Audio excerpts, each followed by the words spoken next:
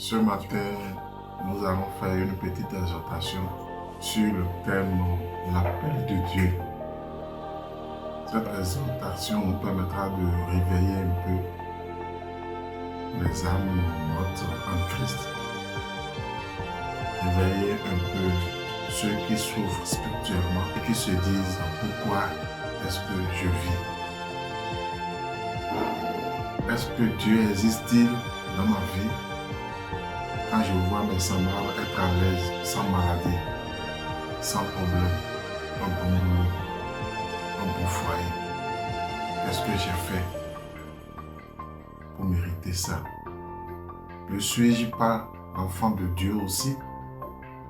Voilà la multitude de questions que nous nous posons chaque fois quand nous nous réveillons. Est-ce que tu as reçu l'appel de Dieu?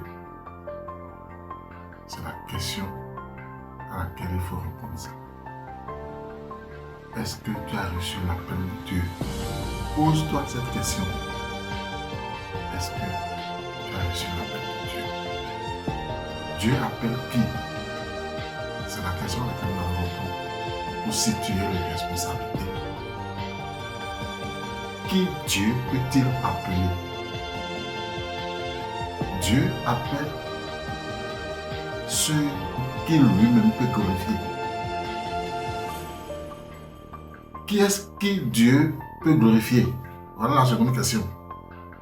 C'est des personnes qui aiment Dieu. Quand tu aimes Dieu, Dieu peut se glorifier par rapport à toi. Et quand Dieu peut se glorifier par rapport à toi, il peut t'aider. Ceux que Dieu glorifie, c'est qui? C'est ceux qui craignent Dieu. Ceux qui craignent Dieu, Dieu les glorifie. L'appel dont je parle, c'est pour vous. Vous qui craignez Dieu, qui aimez Dieu. Ceux qui sont humbles et obéissants à Dieu. Ceux qui craignent Dieu. Vous pouvez lire Psaume 25, du 12e verset au 14e, vous allez voir ceux qui craignent Dieu. Quels sont les comportements à avoir pour craindre Dieu? Vous allez voir ça là. Ceux qui sont humbles et obéissants. 1 Pierre chapitre 5, verset 5 à 6. Ceux qui cherchent à faire la volonté de Dieu. Si vous ne vous retrouvez pas dans ces trucs-là, sachez que vous n'êtes pas un appelé de Dieu. Alors là, vous allez vivre avec vos souffrances. Vous allez vivre avec vos souffrances.